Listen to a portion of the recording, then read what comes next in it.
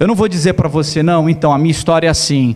Eu era um cara com muita dificuldade, aí simplesmente eu trabalhei, ganhei dinheiro e fiquei rico. Isso é folclore.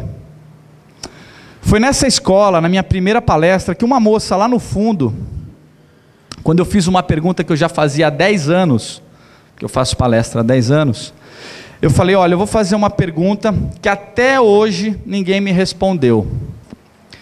A primeira era se alguém conhecia algum caso de alguém, em algum lugar, que teve uma simples ideia na internet e ficou milionário com aquilo. E em seguida eu perguntei se alguém sabia da história do Bill Gates. Bom, muitos responderam aquilo que eu estava acostumado a ouvir.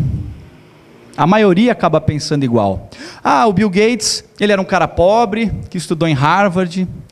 Aí teve um outro que falou que ele não era pobre, que ele era classe média, e ficou rico. Já uma meia dúzia disse, olha, o Bill Gates, ele era muito pobre, mas ele teve uma ideia, inventou um software e criou a Microsoft.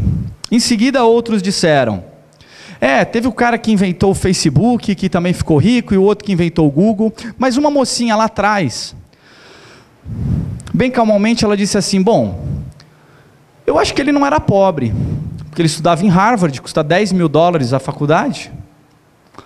Foi a primeira sacada. Em seguida ela falou assim, poxa, ele não devia ser pobre, porque pelo que eu li a fundo, o pai dele era um grande advogado. Que o Bill Gates é gênio, que ele é especial, que ele é espetacular, eu não tenho dúvida. Tá certo? Mas ele já tinha um berço. Bom, comigo eu também tive um certo privilégio. Eu nasci numa casa estruturada financeiramente, só que nessa casa existia uma norma. E a norma era, filho bom é que faz direito ou medicina. Eu falei, puxa vida, direito tem que ler aqueles livros chato, grosso, desse tamanho, não é para mim. Medicina, abrigente, meu Deus, eu vejo uma gota de sangue e caiu duro para trás. Não vai dar certo. E quando eu tinha os meus 7 anos, o meu pai instituiu que férias é coisa para vagabundo. Ele dizia, eu nunca tive férias, e filho meu, nas férias vai estudar. Então, nas férias de janeiro, nas férias de julho, ele nos mandava fazer intercâmbio. E foi no meu primeiro intercâmbio que eu descobri uma facilidade que eu tinha, que todos nós temos, qualquer pessoa tem, que é o chamado elemento-chave. O elemento-chave é aquilo que você tem facilidade em fazer, que você tem uma facilidade em fazer uma certa coisa de um modo melhor do que as outras pessoas. Isso se chama elemento-chave. Às vezes você descobre mais tarde, às vezes você descobre mais cedo, mas o que você não pode é deixar se enganar. É você viver o sonho de uma outra pessoa. É você querer ser alguma coisa que você não é. E ao chegar nos Estados Unidos, o ônibus da excursão que ia me levar para casa, eu estava com 7 anos, ele quebrou. E os integrantes da excursão foram passear, gastar um pouco de tempo enquanto o ônibus era arrumado, em uma loja chamada Toys R Us. Para quem não sabe, a Toys R Us é o pão de açúcar dos brinquedos. É um supermercado que tem todo tipo de brinquedo que você imaginar. Naquela época eu vinha de um país subdesenvolvido, um país que a importação era fechada, e que para você ter acesso a um produto importado, você dependia que alguém trouxesse para você. Eu entrei naquela loja e meu mundo parou. Conclusão da história. Eu peguei meu dinheiro de 30 dias de viagem e gastei em 30 minutos ali dentro. Fiquei sem um puto no bolso.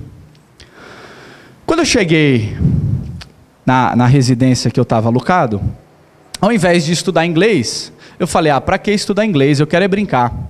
E eu comecei a desmontar, aprender a ligar, desligar, montar e desmontar aqueles brinquedos. Cheguei no Brasil, meu pai foi me buscar no aeroporto, falou uma frase em inglês, eu balancei com a cabeça que sim, que eu não entendia lufas do que ele estava falando.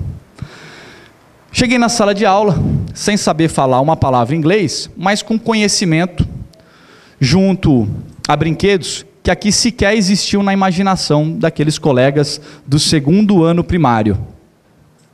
Uma coisa que eu aprendi naquele momento é que é muito mais fácil você ganhar dinheiro com algo que ninguém conhece e que ninguém mais faz, do que fazendo aquilo que todo mundo já faz. Poxa, o mundo não tem 100 anos, tem 5 bilhões. Ah, mas eu tive uma ideia. Leia, pesquise. Alguém já deve ter tido essa ideia alguns anos atrás.